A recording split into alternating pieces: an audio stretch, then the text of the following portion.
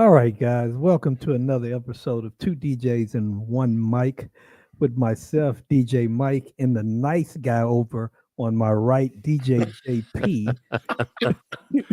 Thank you, Michael. Yes, we're blessed, to have, one of the industry greats, I would say. We have the great Mitch Taylor in the house with us today. How you doing, Mitch? Thank you very much, Mike, JP. It's great to be here on Two DJs and One Mic. Thanks for having me. Oh yes, it's the honor is ours. You've put in a lot of good work and you add a lot of value to the industry. So we're grateful for that. Thank you. Thank you, my friend. So before we jump into our questions and everything, give us a little bit of history, Mitch. Tell us a little bit about what you've been doing for the DJ industry. Oh gosh. Well, I'll do my best. So I started out in radio. I went to New England School of Broadcasting, did radio for a couple years back in Bangor, Maine. I often joke with people, it's like radio back then. I literally remember I was working full-time nights, making $143.57 a week after taxes. We won't say he's a little angry about his job. I could date myself and tell you how long ago that was, 31 years ago. But yeah. So the radio station went bankrupt, not because they were paying me too much money. And I got a job offer shortly thereafter on Carnival Cruise Lines. And I went to go DJ for Carnival out of Los Angeles and Miami. And that's frankly where I taught myself how to mix. My the social host kind of challenged me. He was like, "You're a DJ, you don't know how to mix? Like, what the hell?" You know what I mean? And so, and again, I'm dating myself. We had a Technics 1200 turntable. We had a Carver tape deck and a Denon 2000F dual CD player, but only one of the decks worked because the laser was off because of the ship vibration on one of the other decks. So you had to really coordinate your music of how you're playing from each device kind of thing. It was much different of programming back in the day. Yes. So I taught myself how to mix on board, worked out of LA and Miami. If you can't please 1,600 guests on a cruise ship from all over the world with all different musical tastes. Yeah. I met my wife on board ship out of Miami. She was a guest, and I was a bad boy. And DJ. Yeah. Representing. Yep. So I moved to Michigan for her, did 7 years in Metro Detroit, clubs, parties, weddings, events. Then once we had our firstborn, we decided to move to the UP to raise our family, got me up here where I'm at now. Tailored Weddings. Well, back then it was Tailored Entertainment. There's been a company now for 22 years. So different iterations of it, solopreneur to full-blown multi-talent company, and now kind of whittled back down to me and a couple other guys. So yeah. So wow. That's good. So that's in a nutshell. There's been different things over the years I've pivoted into and stuff. I've heard a couple of longer versions, but okay, we'll go with that. You've heard. Okay. Yeah. That's awesome. Yes. Go ahead, Jeffrey. All right. Question number one, Mitch. Yeah. For those who don't know, can you tell us how Midwest DJs Live got started and what makes it unique? So it's going to sound funny here. I am actually not one of the OGs of Midwest DJs Live. It's okay. I was blessed to come in the middle kind of thing. But how I got its start was, back in the day, they gathered at Bucket's Pub in Racine, Wisconsin. I don't know if you know that place or heard of that place, but yes, we heard about it. That's where they gathered first and kind of shared, knowledge and gear with each other. And then it was a thing that, Big Ron, one of our founders, decided he wanted to continue on.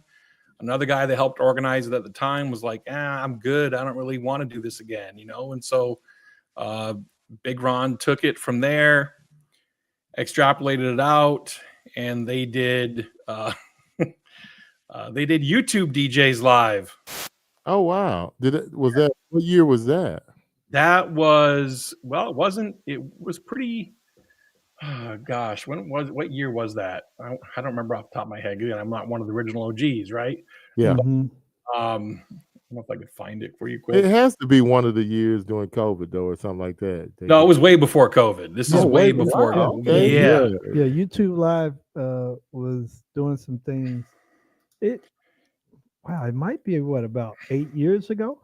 It was longer than that. I want to say it was, because Midwest has been around for 15, 16 years. You know what? We'll make that the trivia question for someone to win a ticket. There you go. You go.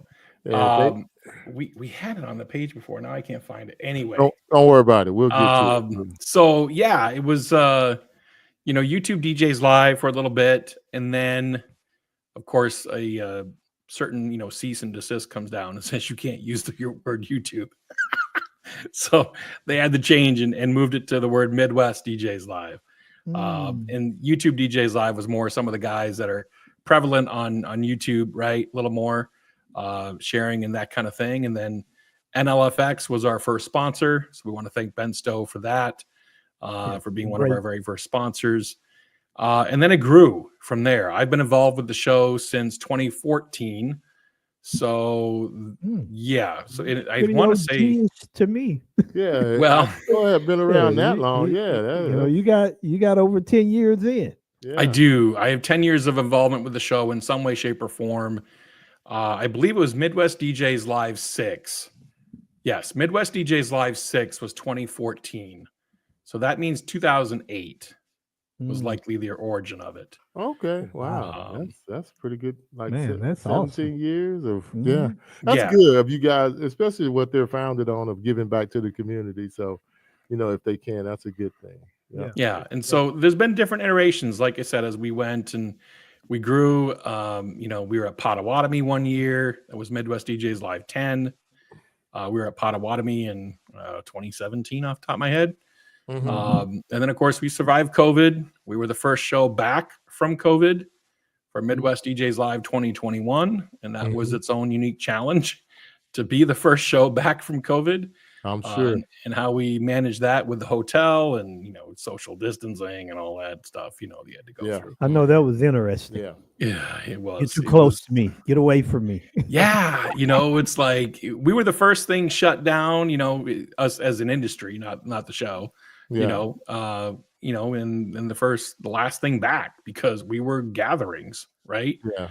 I mean, that's just what we do. We promote people having a good time and connecting and dancing and all the things. So it was so different. I remember I did my first wedding once they removed a lot of the restrictions, and I was upstairs looking over.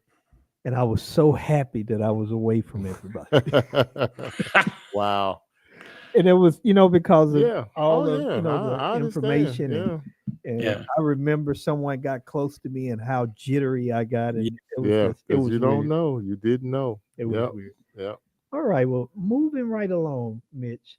So what are some of the exciting updates and key highlights that we should expect this year at Midwest DJs Live 2025? So some updates and key highlights. We've tried to always evolve, and some years better than others. I think that's for any show. We've always tried to be a show that is put on for DJs by DJs.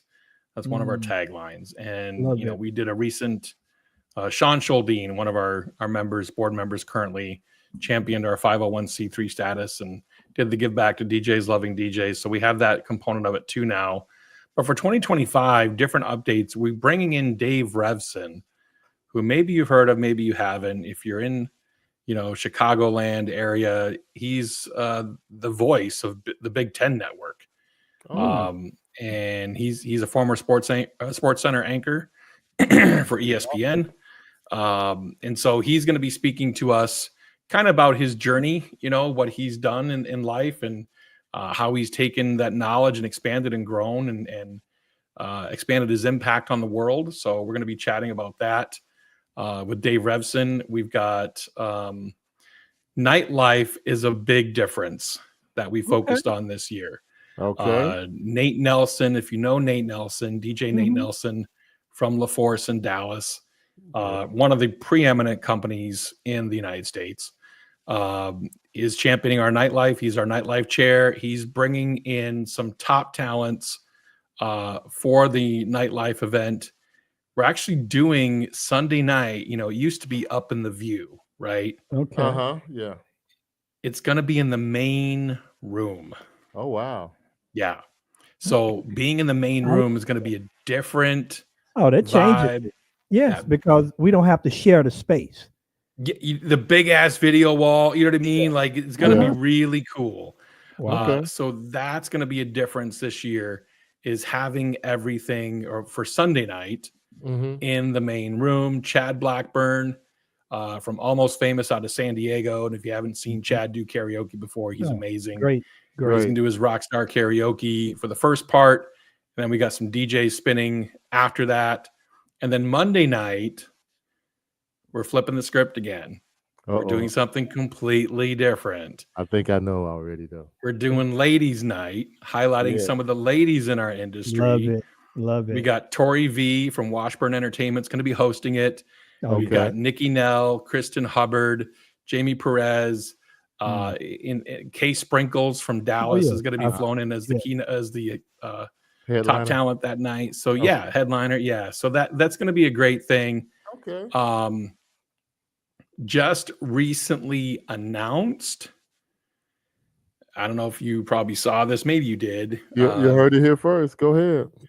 Well, it's already been announced, so I'm not breaking it. Oh, you're breaking it because we don't know.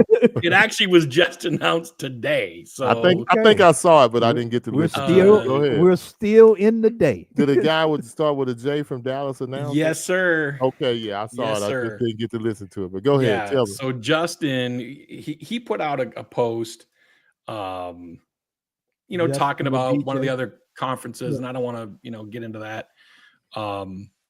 About what we could do differently. You know what I mean? And so we kind of reached out to Justin and was like, hey, you want to help us make this change? Yeah. You know what I mean? That you want to see in the industry. And so, we threw that out there, and he accepted the offer. And so what is he doing? Is he speaking, or is he just gonna... He's gonna basically like moderate a panel on social media and some of the tips and tricks, and then also a little more of what he talked about on that other video about change. You can say it, sir. We're good here. You're all right.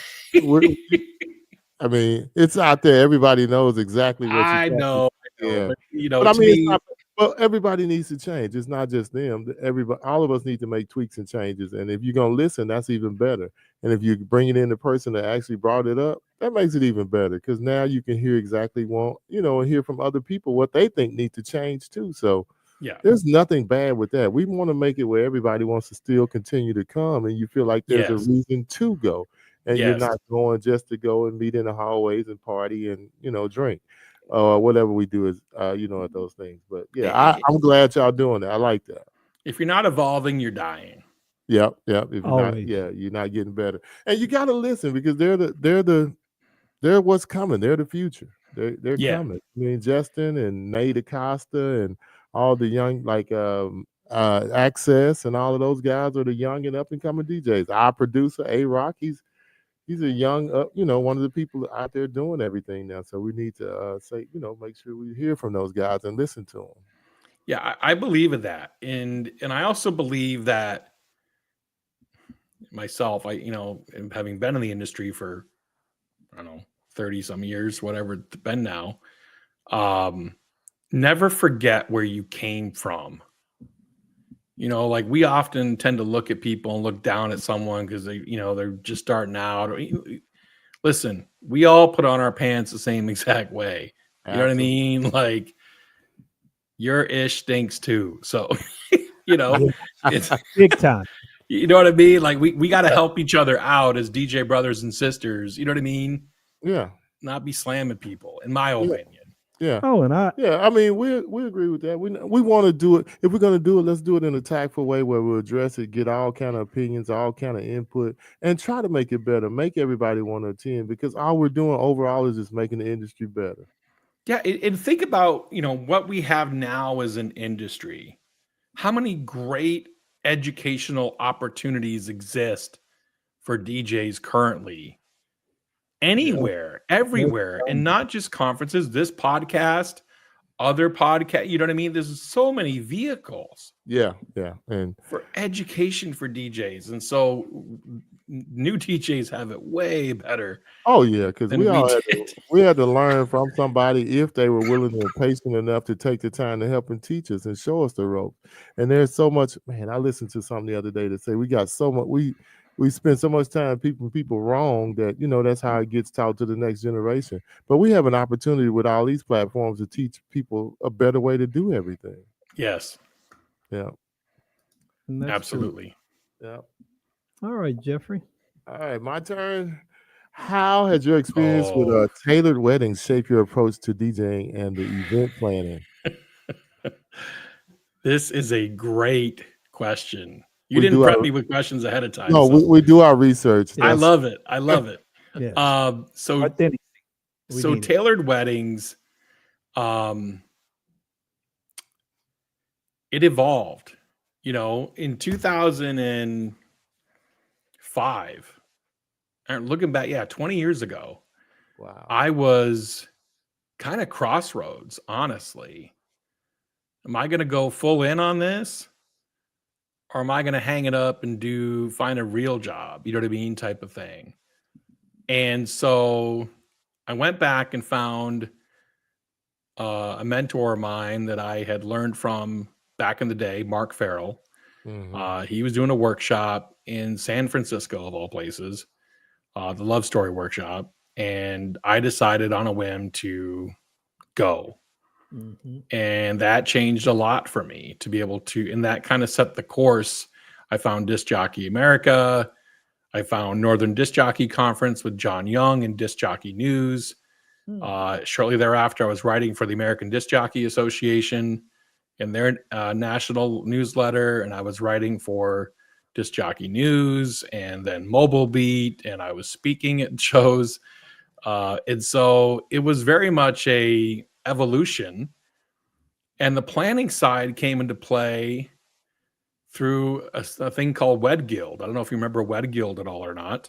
It's still out there. Is it under a different name now? Or it's not. Well, if anything, it was. I don't think it's even really in existence anymore, if I'm being fully honest. Yeah. But Peter Mary founded Wed Guild, Wedding Entertainment Directors Guild, and it had these 7 pillars that were featured in the Best Wedding Reception Ever book that Peter published. And that gave me a roadmap. And so I became Michigan's first and only wedding entertainment director in, what year was that? 2008. And then, from there, just kind of grew. And I'll fast forward a little bit. 2011, we kind of started hiring and training talent here at Tailored Weddings.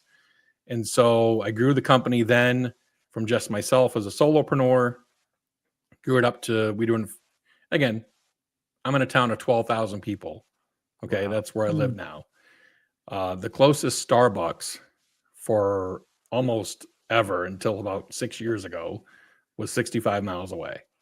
So if that that tells you how podunk I am, gotta want your coffee bad. But we were doing decent numbers. We're grossing 6 figures a year. I was going to say you're being modest now, because I heard you back in 2016 and you were doing all right. We're doing all right. And so we grew the company. We're doing 5 weddings a weekend type of thing. And in 2021, owners of a local venue had taken over, bought the property, and I was looking to grow myself. And I'm always trying to be forward thinking. Okay. That's a big thing to me. You gotta be thinking down the road.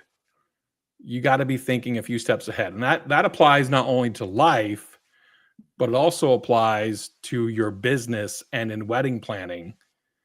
Because if you think about it, and I use this analogy often when I'm talking with brides on the phone or Zoom or whatever, is that your wedding day is a live production. Whether you realize it or not, it is. And when the DJ opens the mic or the master of ceremonies or the band leader or the officiant, that's kind of like the curtain drawing on the play, action. Yeah. Action. And so you have to know, what are you introducing? What are you presenting? What is that supposed to look like? And then not only that, but then what are you transitioning into from there, right? Yes. Or out of there into something else. So the owners of the property were looking for an event coordinator. And I kind of threw my hat in the ring, knowing that I'm running this multi-op that will help me get my foot in the door there more and give my company more referrals, right? Through the venue. So I'm already looking further, down the road here. And then maybe in my retirement here in 7-8 years, whatever that looks like at that time, now it's 5 years, that I will maybe have a retirement gig to jump into, right? Oh, okay. I get it now. Yeah. So I threw my hat in the ring and they're like, we can't afford you. And I'm like, you might be surprised. Because I knew it wasn't just about the money they're paying me. It's the ancillary benefits and tertiary benefit, you know what I mean? That I'm going to get as well. You got to look at the whole package. So they brought me in. I soon thereafter became their catering sales manager and event coordinator as well. And so I ended up downsizing Tailored Weddings. I was going to sell the company to someone. That didn't work out for lots of various reasons. And then, so now as the event coordinator and the catering sales manager, sometimes I'm wearing all 3 or 4 hats on a weekend at that property, where I am the coordinator, the master of ceremonies, the DJ, sometimes the minister for a wedding at that property on the weekend. Wow. So how many I'm the wedding guy. That's what I tell people. I'm the wedding guy. How many sets of clothes? How did you dress? But you know what? People always say that too. You should go ahead and get your officiant license just in case you need to step in. Yeah. So I did that in 2010. Uh-huh. I did that in 2010, and originally just to be a backup for couples. Because think about it. Especially back then in 2010. You got to be forward thinking. And I saw that this coming, that people were moving away from traditional church weddings. And for better or worse, again, that's another whole conversation. Oh, yes. But I saw that train coming and I'm like, let's jump on, Yes. There's some money to be made there. So I'm already can speak eloquently and represent people properly on a microphone, and why not? So, but I did a little digging deeper, bought a lot of books, did reading on a lot of ceremonies, put together a full ceremony package for couples. I had a military couple take me up on it because they're like, we can't find anybody. Would you marry us? And it kind of snowballed from there, Wow. And I did it again to be backup originally because, that's the one person. Think about it. They don't have a backup for it. The minister gets hit by a bus, back then especially. Yeah. What's the backup plan? There's no backup plan. Yeah. No. Yeah. Wow. So let me ask you this. Staying, in the the catering sales planner. So for DJs that's looking to collaborate better with venues, what is some advice that you would give them? Oh man.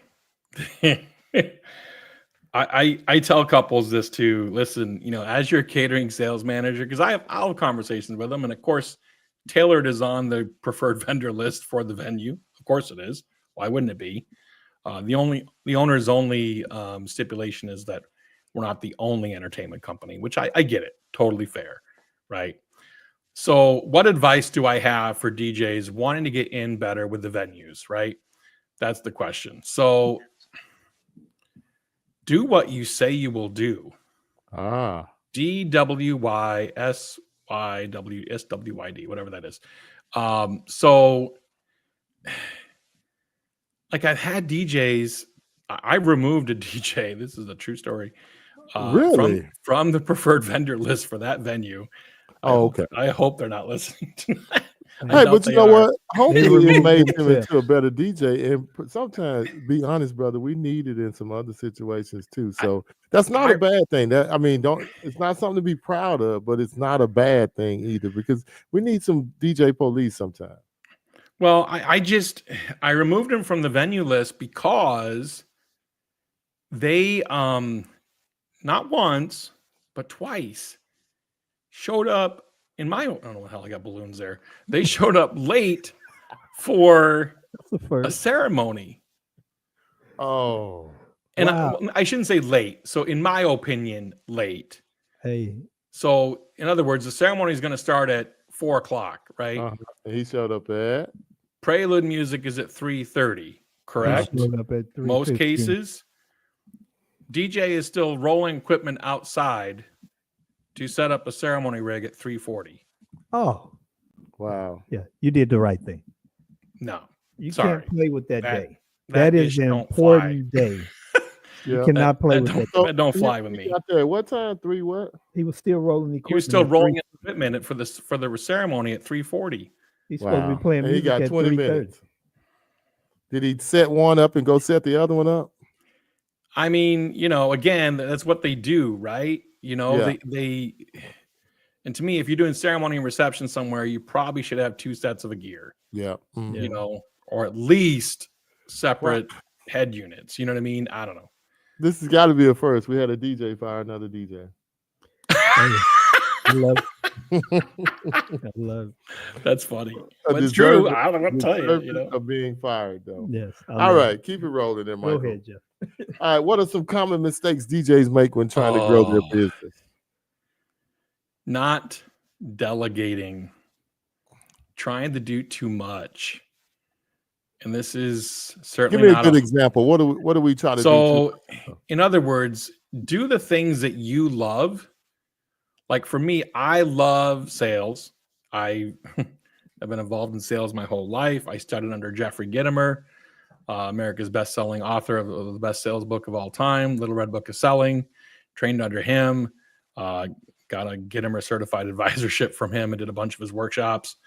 But if you hate the numbers, hire someone that loves the numbers, to balance your books or to do your taxes, or you know what I mean? So delegate the stuff that you hate and focus on the things you love. Being an entrepreneur, we're choosing to work 80, 60, 80 hours a week to not punch the clock for someone else 40 to 60 hours a week, And so you better love what you do, if you're going to put in that kind of time. And so that's a common mistake. Profit first. Have you ever heard of this? Profit first? Mm-hmm. So profit first was a big revelation for me back when I first heard about it. My wife and I are big Dave Ramsey fans. I don't know if you heard of Dave Ramsey before. Yeah. But we're big Dave Ramsey disciples. And the funny part is we found Dave Ramsey coming off our most expensive vacation to date. And that was back in 2013. And then we jumped into a Ramsey class. But I was always trying to find what's Ramsey for business. And I couldn't put my finger on it because, our pay obviously can be, a lot of fluctuation with that. Some weeks you're making bank and other weeks you're scraping by. He's scraping by, And so you got to be able to set your money up for success. And so profit first kind of forces you to do that with the formula you have of, making yourself profitable. Basically, profit first in a nutshell. The age-old accounting formula is sales minus expenses equals profit, right? And profit first is essentially saying, no, flip that on its head. Sales minus profit equals expenses. Take your profit first, even if it's 1%. You know what I mean? If you get a check for $1,000, are you really going to miss $10? Probably not. So if you just set aside that 1%, $10, you'll instantly be profitable. You heard So it first. Yeah. That's profit first. Another one, especially solopreneurs. This is one I kind of coined and kind of stole. I've tweaked it. You ever heard of Cap Capello? Ever heard that guy's name before? No, He was no. an older DJ up in Albany. Great guy. Very can be crass. But he taught me this, and that your final payment, because many DJs in their contracts, right?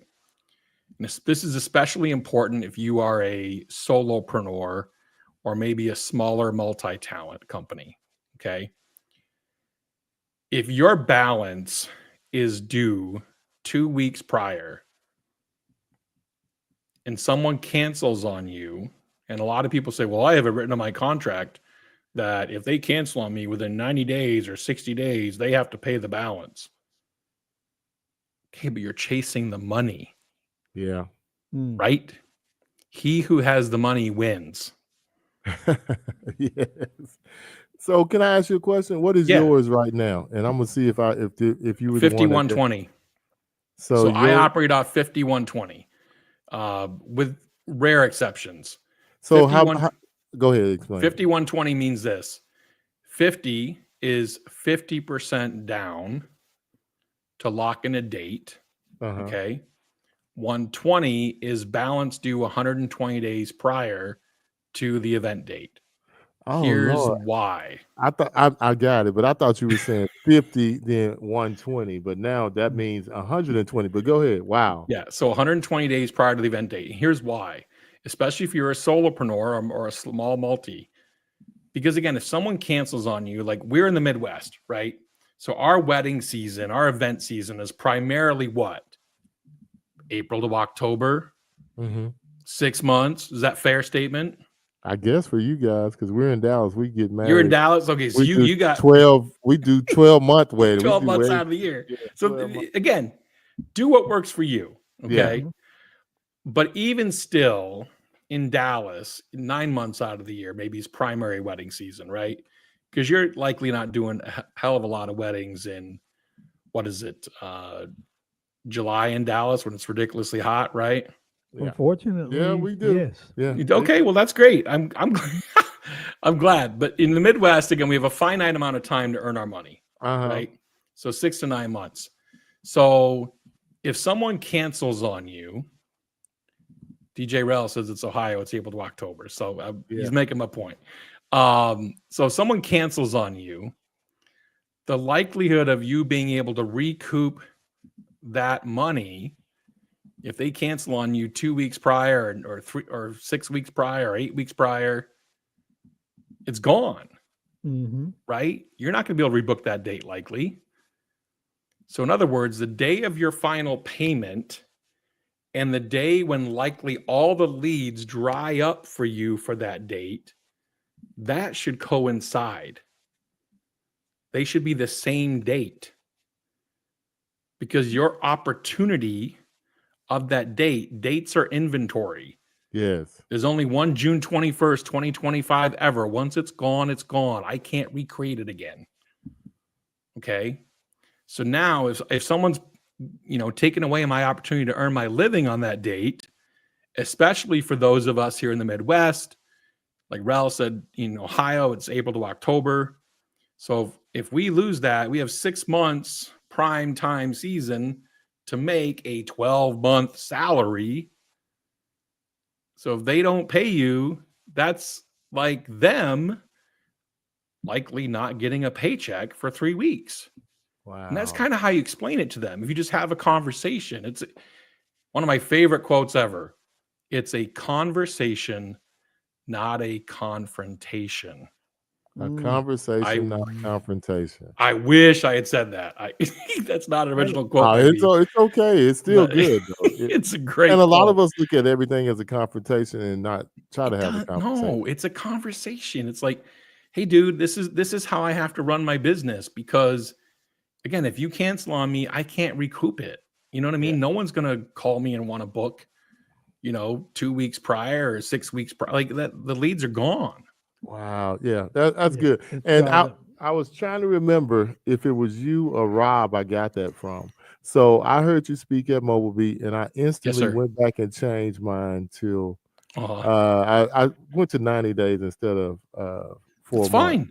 But I mean, whatever that number is. Right. You can't, and I try to explain that to a lot of people. You can't replace it. If I have something 2 weeks out, day of, I can't replace that money. It's just gone.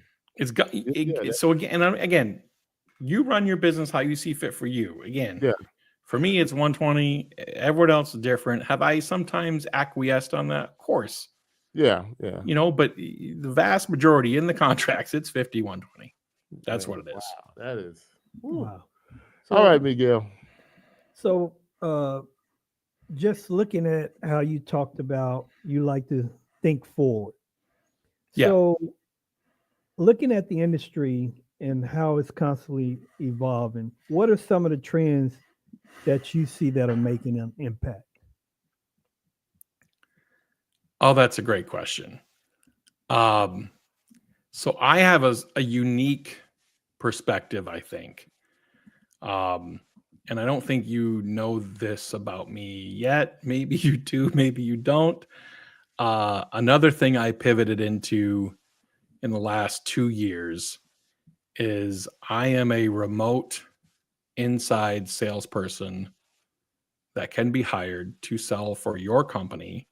Wow. And so I currently sell for a company in Connecticut. I sell for a company in Wisconsin, and I sell for a company in Colorado. A DJ company. Yes, sir. Wow. So I have a different, I see it across the United States. You know what I mean? Because I meet with brides on Zoom from Colorado, Connecticut, Wisconsin. Yesterday I had 8 sales meetings. So I have a question. I'm glad this is interesting. So how do I know you differentiate each one of them, but you have to. What if they say, "Are you my DJ?" How do you handle that? That's a great question. And the answer is usually I can be, but I charge an additional fee for that. And that includes a flight and everything else. And we work it out with the owner and those type of details. Wisconsin, I can drive to. That's not a big deal. But so do you do a lot of those? But no, I don't. But here's the thing. And I've said this for years, and George Lopez, a mentor of mine, has said it for years. When you're a multi-talent company, you need to sell the company. You sell the process. Mm-hmm. It's completely different. And I'm not saying talent is not important. I am not saying that. I fully believe talent is important. But when you're selling a multi-talent company, you're selling the process. You're selling what your process is, how you take care of your couples, what your backup plans are, all those type of things. There's different ways to sell a single versus a multi. And there's, again, it just depends on what you're selling at the time. Yeah. So, but I want to get back to the original question. Go ahead. That the Mike asked. So what's one trend that's making a major impact? It's interesting. The East Coast style, Connecticut, quick mixing is a little more of a thing up there, but I do believe that's more regulated to larger metropolitan markets. That's more regulated to your Philadelphias, your New Jerseys, your type of vibe there. Colorado is such a more laid back vibe. And even some Wisconsin is too. A trend that's making a major impact, less traditions. Yeah. I mean, less traditions is such, and brides wanting it to be their vibe, their way. You have to ask them.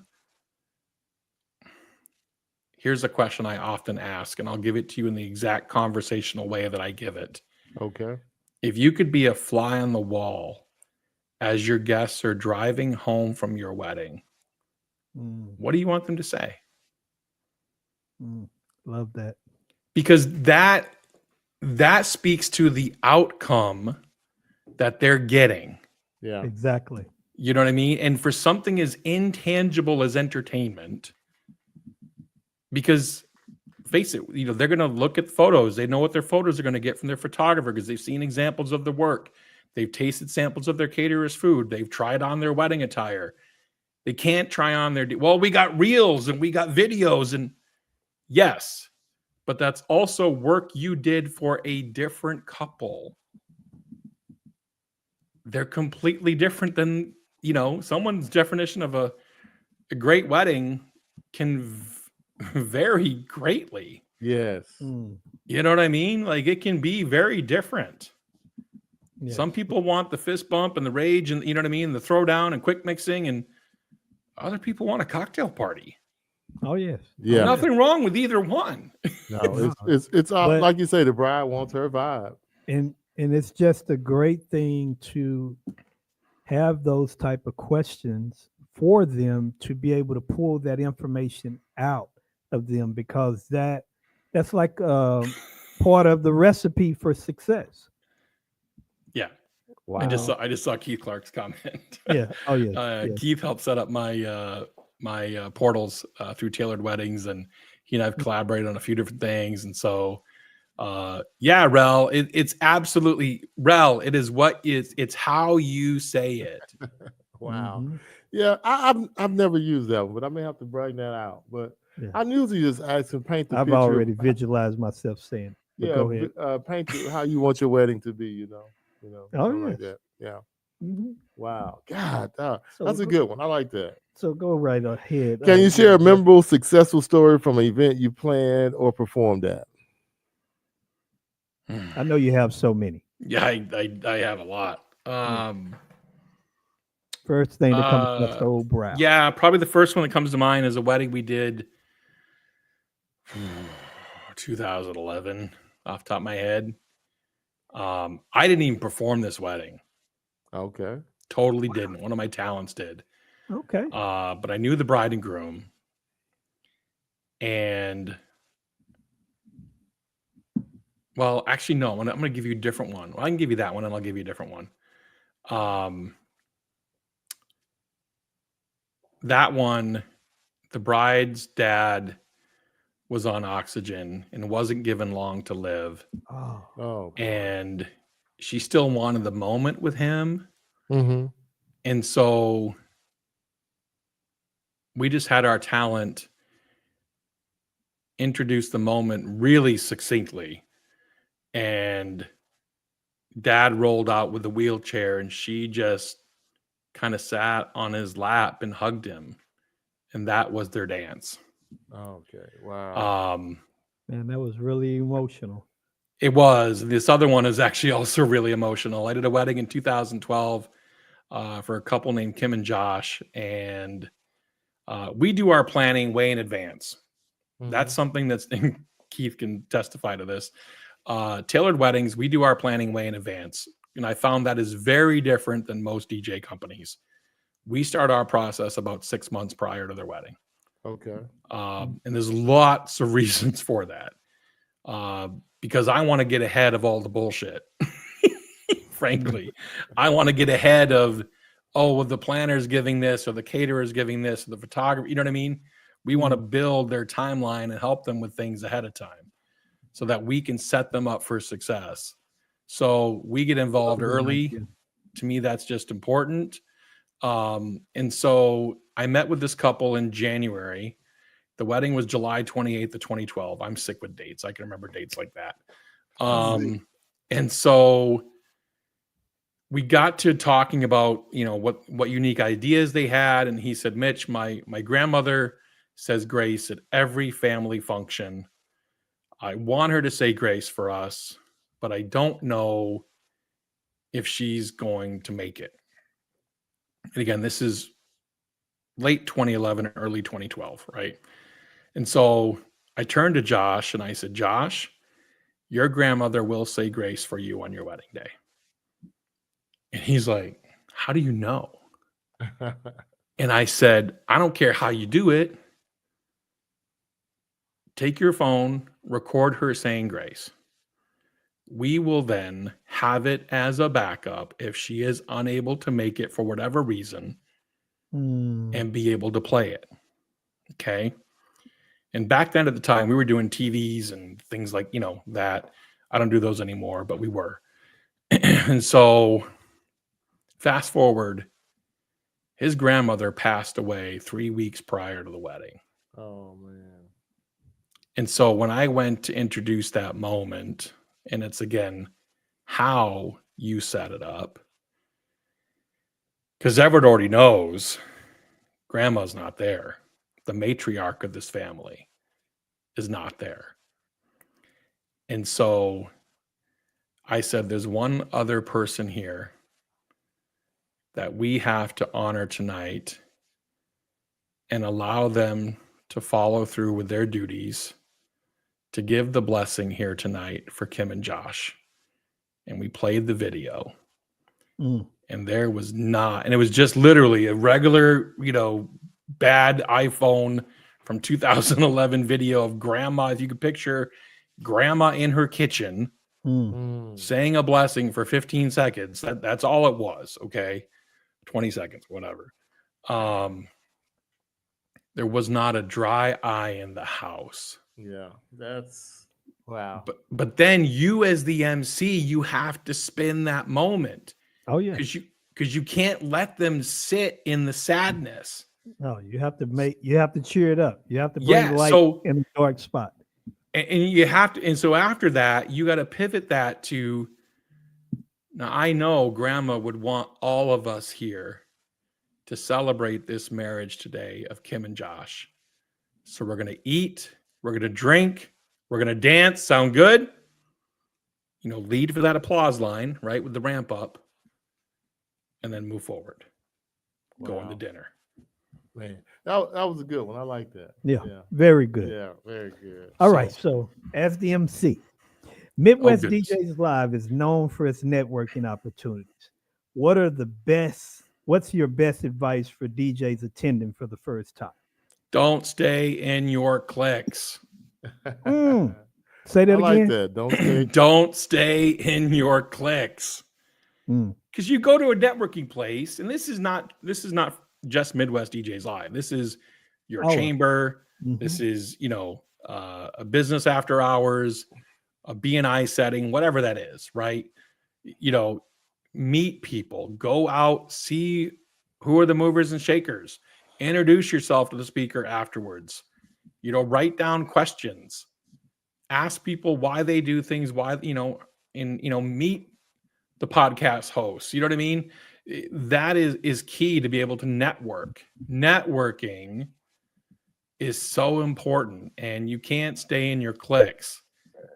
You got to be able to, get out of that shell if you're going to branch out. I've booked lots of business just from different networking events and things like that. Yep. And that's so true, Mitch. And you can't expect success doing the same thing. Correct. You have to be willing to do something different. Yep, absolutely. And getting out of your shells, getting away from, those that you're comfortable being around. Go meet somebody new. Yeah. Give yourself a goal. I'm going to meet 10 new people. And do that. Even if it's just one or two, but well, I don't want to get a cop out, but yeah. No. One or two could be a good goal. I mean, that's more than you would have did if you could set it for zero. So let's cover that super quick. I did this for Gittimer before. And I would agree that, meeting one or two solid contacts are better than, going up to someone, hey, here's my card. Nice to meet you. You know what I mean? And then you just ping pong. There has to be a purpose to the conversation. There has to be a purpose for, getting to know someone. Just, shotgun and here's my card. Nice to meet you. You look forward to talking. It doesn't move the needle, So having a deeper, more conversation, I would encourage probably 3 to 5. Okay. All right. Per meeting. 3 to 5. I'm sorry. But I'm just trying to get them to come out their shell. That's I'm just saying it's either way. It can't be you 2 to 25. it's no wrong in it. I just yeah, just but I want to address this. Hold on before you go to the next one. Oh, so Keith said that Mitch custom planning forms are real eye-opening. He would tell me something and what order he wanted the questions in and which questions he wanted, and then he would say, "Hey, Keith, you know why I do that? Here's why. Golden nugget. I mean, gold nugget after gold nugget after gold nugget." So Keith is give us one. What is your checks in the mail? Yeah. What is one of those gold nuggets? Again, transitions. Okay. You know, looking at the wedding from a live event production status. Okay. Because that's what it is. All right, so here's a gold nugget. Maybe you already know this, maybe you don't, and maybe some DJs do. And I even have this conversation with couples on a sales call. There's one time in a wedding day timeline that you can't change. Do you have any idea what it is? The end? I'll give you a hint. It doesn't matter where you are in the world. Wow, man. And this matters to a DJ. It may sound like it doesn't at first, but trust me, it does. And I'll tell you why. What, the first dance? The one time you can't change is sunset. Oh, yes. Okay. Yeah. Okay. Yeah. I'm trying to think all outside the box. It's sunset. What the hell does sunset have to do with the DJ? Well, here's what it has to do with the DJ. Because we've all been there in some way, shape, or form. And again, if you get with them ahead of time, before they're creating their timeline, now you can help suggest and stack the deck in your favor. Because that time that's not gonna change, right? We all know when golden hour is. It's the hour before sunset. It's that beautiful natural golden hue that the photographer wants to steal the couple away to go get photos. So now you as a DJ can be proactive, get ahead of it, have a conversation about their timeline in advance, maybe even make a suggestion of moving their ceremony up or whatever that looks like. Potentially, I have that conversation all the time with couples to be able to stack the deck in your favor. I just had it with my bride tonight and encouraged her to move her time up a half hour. And I told her why. So when you get out of your sunset or get out of your ceremony at 3:30, she had a November wedding, you're going to be rolling into golden hour 3:30 to 4:30 because sun is setting at 4:30. Wow. Then you can pivot inside, do your introductions, go into dinner at 5. It's perfect timing. Wow. Man, you learn so much from just talking to you guys. I mean, just random stuff that people give you on this show. Just like you say, golden nugget after golden nugget. We're going to change his name to Little Nugget. But Mitch Nuggets. Little Nuggets. Little Nuggets. I like that. That's a good one, though, man, because I don't think I've ever taken sunset into. I always leave that on the planner and everything. But now I'm gonna use that for mine. And here's where it matters in the back end. If it's during dancing, right?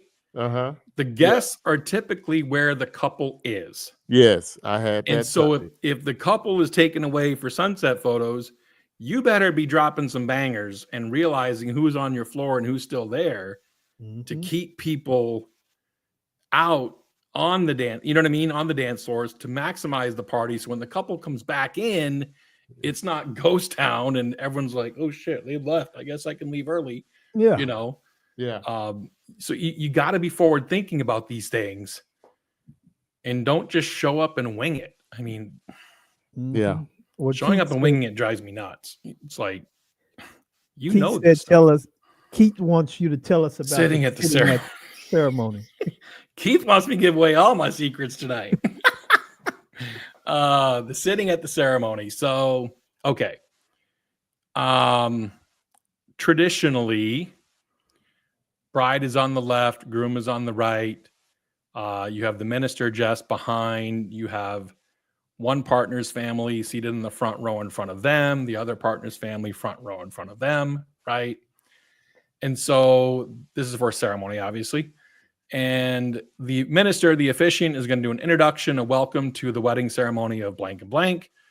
Then after that, there's typically a charge to the couple, which is kind of like a sermon if you were in church, But I tell couples it certainly doesn't have to be, religious. It's completely up to you, whatever you want.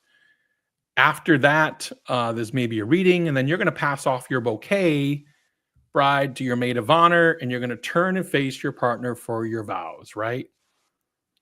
That's how every single wedding ceremony is laid out in the United States. Here's the problem.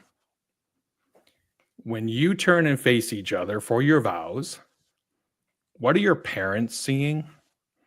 The back of your head. Or the side view at best. Yes. I got it now. Is that what they want to see? Would you not rather be looking into your mother or father's eyes instead of your mother-in-law's eyes? I recommend they flip their front rows. In other words, put the bride's side where the groom's side would traditionally sit, and vice versa. Now they get to see their son or daughter and daughter, or son and son's face as they speak their vows to each other. And it's much more enjoyable for their parents. And the couple. I mean, couple, yes. God forbid if you and your mom-in-law ain't already getting along, and you gotta look. You gotta look at her. Right, you're looking at dad, and yeah, okay, he ain't no good. That's a good one though. I'm gonna have to try that one. Yeah, I like that. It works well. That's a good one. Yeah. Go ahead. Okay. You worked with UP Photo Booth and other companies. How important is diversification in the DJ business? I am blessed. I have always been lucky enough or forward thinking enough to seemingly know when to diversify, for good or worse, for better or worse.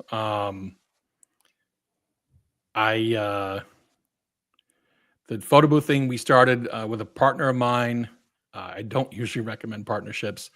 My best friend and I are still best friends to this day. I bought him out of the photo booth business back when he retired and got into real estate. He then got me into real estate. That allowed me to diversify that. And my wife and I own 4 rental properties now. So that was a great thing. I think diversification is imperative in today's society. If you don't have multiple income streams, you're not a hustler, in my opinion. But again, to each their own, right? I mean, you got to also enjoy life. I'm a big believer in that. Work hard, play hard. Big believer in that. But diversification to me is important. And there's nothing wrong with focusing on one thing, but focus on what you do well. And that's part of what I did with the minister services we offered in tailored weddings back in 2010, and I saw that there was a need for that. And I saw that that was a trend coming. And so we jumped on it early, and I performed hundreds and hundreds of ceremonies over the years. Wow. I'll probably do at least a dozen this year, So adding ceremony sound, adding ceremony coordination. I actually go out and do coordination for people for their ceremonies. People think that's weird, but I do. Oh, you do rehearsal dinners too and all of that? We do rehearsals, not dinners, but rehearsals. We do rehearsals. If you're you're gonna go get them to the dinner too, though, right? Yeah, typically. Wow, man, but see, a lot of people don't think about that. That's another stream of income, and and like you say, y'all got a short window. I don't know if y'all do a lot of holiday parties or other stuff in between the wedding season, but man, that's a short 6 months, man. Ooh. Well, again, we leverage it. We slide into some of the off-season months too. Like last year I had 3 weddings in November. I got, I think, 2 this year. So you still pick up some here and there. I think I did 2 weddings last April. And again, we've downsized tailored greatly. We used to do, 100, 130 events a year. And again, for a small town I'm okay with that. I'm not trying to be, Elite Entertainment or SCE or, some of the big players where, my year is there, 3 weeks. Yeah. You know what I mean? Some of us, yeah. Yeah, I got you. So wow. I mean, those are we've had some good Mr. Little Nugget, huh? Yeah, Little Nugget. Little Nugget Taylor. Wow, man. Yeah, those are some good ones. I'm gonna have to go back and take some notes after this is over. But go ahead, Mike. Well, this is our final question with you. Perfect. So what is one piece of wisdom that you're willing to share for DJs looking to elevate their career in 2025?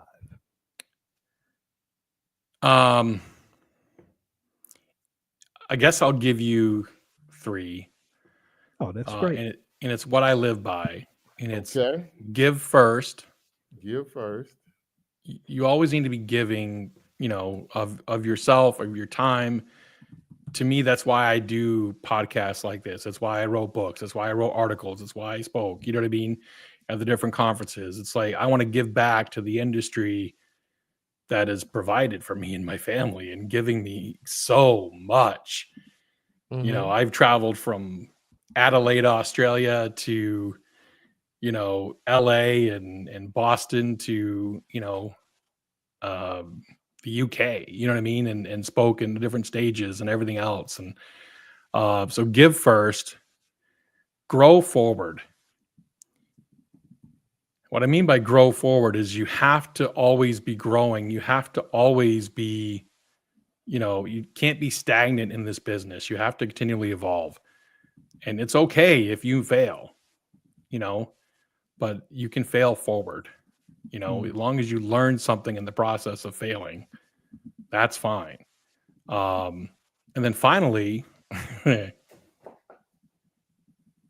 it done. You can't see, you can kind of see it. You see the grayed out S and H right there. Okay. Get shit done. Yes. Oh, we didn't see that. GSD, baby. Get shit done.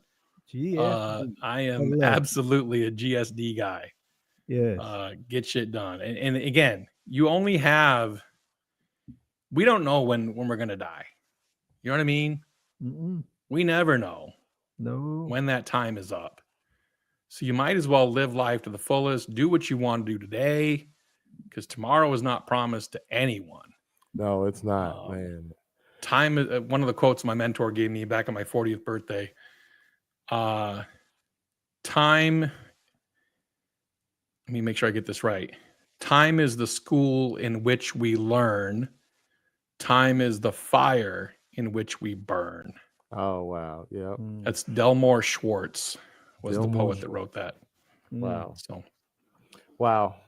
Well, we're greatly appreciative of you sitting down with us. And, of course.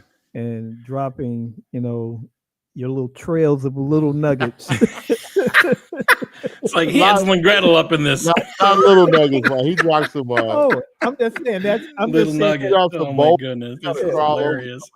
Oh yeah. Some people got smash. Yes. Yeah. Oh my gosh, what was that? But yes, it's good. But for those that's listening now and you'll listen later, we got Midwest DJs Live. Yes, sir. 25 coming up. One of the most intimate shows that you want to attend. Oh yes. And if you're still thinking about it, you shouldn't be. Yeah. No. You need to get your tickets because there's only so much space. But there's a ton of knowledge that you can get in this small space. Mm-hmm. And you need to get it. Yeah, you need to get it. Yes, you need to get it. So again, Mitch, we thank you. I'll keep little nuggets to myself. I love it. I can't wait to see you at Midwest now. Little nugget. Yeah. You're gonna hand me some chicken nuggets or something when you walk in. Yeah. Oh, yeah. And remind me when you see me, I gotta ask you a business question. Oh, okay. Yeah, I'm gonna write it down so I don't forget. Yeah. All right. Yeah. Oh, he will ask you. Yeah. You don't have to remind him. He's gonna remind you. I might forget by then, but I'm gonna try to write it down. Happy, right. Whatever. Thank you so much. Take us out of here, Mike. All right. Well, thank you guys, and we'll see you guys next week.